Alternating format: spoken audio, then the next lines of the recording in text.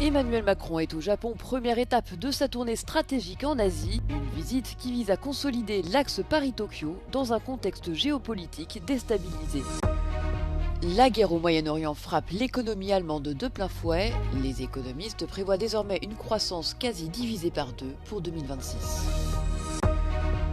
Le parquet européen réclame la levée de l'immunité de 11 députés grecs. Ils feraient partie d'un vaste réseau de fraude aux aides agricoles européennes.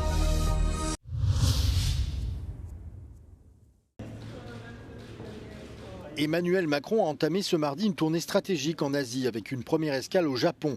Accueilli avec les honneurs par la première ministre Sanae Takaichi, le chef de l'État français cherche à consolider l'axe Paris-Tokyo dans un contexte mondial déstabilisé. Entre les tensions au Moyen-Orient et la volonté d'afficher une troisième voie face au duel sino-américain, l'enjeu est autant politique qu'économique pour la France. Le président français a aussi saisi cette occasion pour rappeler les valeurs communes qui lient la France et le Japon. Nous croyons ensemble au droit international, à l'ordre international qui repose sur la Charte des Nations Unies. Nous croyons aussi aux valeurs démocratiques que nous défendons. C'est ce qui fait que vous venez de le rappeler, nous défendons l'un et l'autre le retour à la paix, au cessez-le-feu, au calme, à la libre circulation à travers le détroit d'Ormuz. Économiquement, ce sommet tokyoïte a misé sur la souveraineté. Paris et Tokyo ont sécurisé leur nucléaire avec les réacteurs de demain, mais aussi leurs terres rares pour s'émanciper du géant chinois. 経済安全保障の分野では重要鉱物などの輸出規制について深刻な懸念を共有しました。今後サプライチェーンの強靭化に向けて日仏両国が戦略的に協力をしていきます。 Après ce passage dans l'archipel nippon et un déjeuner officiel avec l'empereur Naruhito, Emmanuel Macron s'envolera pour Séoul. Cette deuxième étape en Corée du Sud marquera la première visite d'un président français dans le pays depuis 11 ans, avec au programme des discussions sur la sécurité régionale et une rencontre très attendue avec les figures de la K-pop.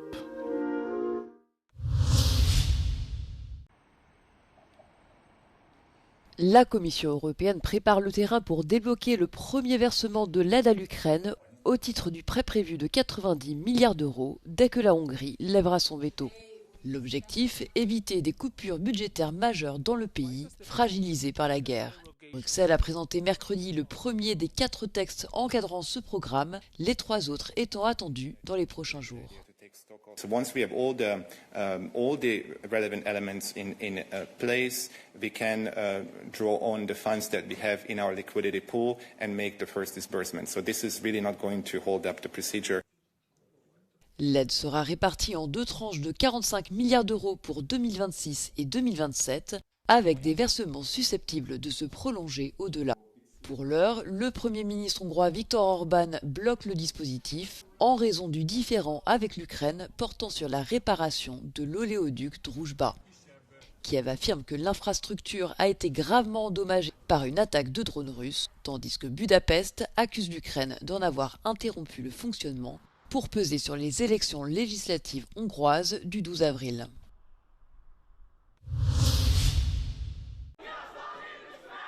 Des milliers de Palestiniens sont descendus mercredi dans les rues de la Cisjordanie occupée pour dénoncer une loi controversée sur la peine de mort récemment adoptée par le Parlement israélien. Selon ses détracteurs, cette législation vise de facto les Palestiniens jugés par les tribunaux militaires israéliens. En pratique, les Palestiniens arrêtés par l'armée israélienne dans les territoires occupés sont systématiquement traduits devant ces juridictions. It is directed only against Palestinians. If a settler kills a Palestinian, nothing happens to him. If a Palestinian is accused of a crime, he will be facing death penalty. There is nothing more clear about the system of apartheid than this law, which sends to Palestinians one message: Israel is not interested neither in peace or any compromise. Les manifestations se sont accompagnées d'une grève générale paralysant une grande partie de la Cisjordanie, avec la fermeture de centres commerciaux, de marchés et de nombreux magasins. Le mouvement de protestation avait été lancé la veille par le Fatah, le parti du président de l'autorité palestinienne, Mahmoud Abbas. Les organisateurs sont déterminés à poursuivre la mobilisation jusqu'à l'abrogation de la loi. Le commissaire européen à l'énergie a averti que la flambée des prix du pétrole et du gaz en Europe, résultant de la guerre en Iran, ne reviendrait pas à la normale de sitôt, même si la paix était déclarée demain. Selon Dan Jorgensen, bien qu'il n'y ait pas de pénurie immédiate d'approvisionnement en pétrole et en gaz dans l'ensemble des 27 États membres, des pressions pèsent sur les approvisionnements en diesel et en kérosène et des contraintes croissantes sur les marchés mondiaux du gaz font grimper les prix de l'électricité. Nobody knows how long the crisis will be, but I think it's very important to underline that it will not be short. Because even if there was a peace tomorrow, there would still be consequences. Because energy infrastructure in the region has been ruined by the war and continuously is being ruined by the war. So obviously we all hope for a peace as soon as possible, but what I find extremely important is to state as clearly as I can that even if that peace is here tomorrow, still we will not go back to normal in a foreseeable future. Le commissaire européen a rejeté la possibilité que l'UE revienne sur son interdiction d'acheter du gaz russe. La dépendance à ce gaz était de 45% avant le début de la guerre en Ukraine en 2022 et elle est aujourd'hui d'environ 10%.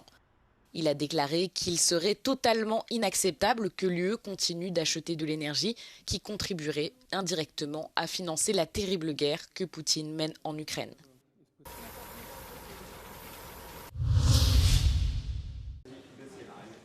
La guerre au Moyen-Orient frappe l'économie allemande de plein fouet. Les principaux instituts de recherche économique prévoient désormais une croissance quasi divisée par 2 pour 2026. Alors qu'à l'automne dernier, les économistes tablaient encore sur une hausse du PIB de 1,3%, ils estiment aujourd'hui que celui-ci n'augmentera que de 0,6% cette année, avant de progresser légèrement de 0,9% en 2027. Die größten Unsicherheiten ergeben sich aus dem weiteren Verlauf des Iran-Konflikts. Falls sich der Krieg ausweitet oder länger andauert, würden höhere Energiepreise die Erholung in Deutschland zusätzlich dämpfen. Es könnten Lieferketten gestört werden oder auch Finanzmärkte in stärkere Turbulenzen geraten. Les instituts prévoient également une inflation annuelle moyenne de 2,8% en 2026 et de 2,9% en 2027. Si certains secteurs, comme la défense et le génie civil, bénéficient de financements publics, l'industrie allemande dans son ensemble est en difficulté, le secteur chimique étant le plus touché. Les experts se sont prononcés contre des mesures ponctuelles, comme la baisse des prix des carburants, qui n'apporterait qu'un soulagement temporaire sans résoudre les problèmes structurels de l'économie.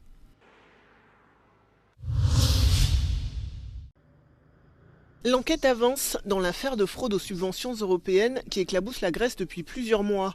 Ce mercredi, le parquet européen a demandé la levée de l'immunité de 11 députés du Parlement grec pour des faits remontant à 2021. 5 anciens parlementaires, un ancien ministre et un vice-ministre de l'Agriculture sont également visés. Une affaire embarrassante pour le Premier ministre de droite et son camp au pouvoir depuis 2019. Η σημερινή ανακοίνωση της Ευρωπαϊκής Εισαγγελίας συνιστά μια σοβαρή εξέλιξη. Αναμένουμε τη διαβίβαση της δικογραφίας στη Βουλή των Ελλήνων, προκειμένου να γίνει αξιολόγηση για κάθε περίπτωση ξεχωριστά. Ce système de fraude massive a été mis au grand jour par une lanceuse d'alerte, salariée d'une agence grecque chargée de distribuer les aides européennes de la PAC, la politique agricole commune. Les révélations ont conduit, fin octobre 2025, à l'arrestation de 37 personnes. Un réseau qui a permis à 324 individus, souvent sans aucun lien avec le secteur agricole, de bénéficier de ces aides. Des ingénieurs, des serveurs et même des didiers auraient bénéficié de ces subventions. Cette fraude a causé un préjudice estimé à près de 20 millions d'euros au budget de l'UE.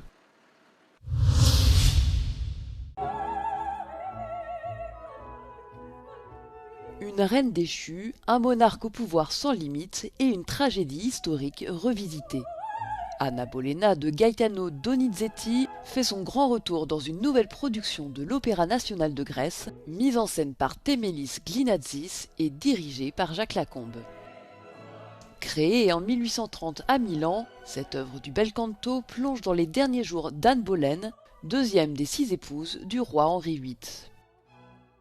Αυτό που με ενδιέφερε σκηνοθετικά στην όπερα του Ντονιτσέτη είναι καταρχάς να απομακρυνθούμε τόσο εγώ όσο και οι συντελεστές και οι συνεργάτες από μια πεπατημένη προσέγγιση του Μπελκάντο, που κατά τη γνώμη μου είναι μια νεκρή σκηνοθετική προσέγγιση και αισθητική προσέγγιση. Και για μένα ο τρόπος αναζωογόνησης, όσο παράδοξο και να ακουστεί, είναι η ιστορία. Δηλαδή, τόσο η ιστορία της Μπολέιν και του Ερίκου, η πραγματική ιστορία, ήταν μια βαθιά συγκρουσιακή περίοδος.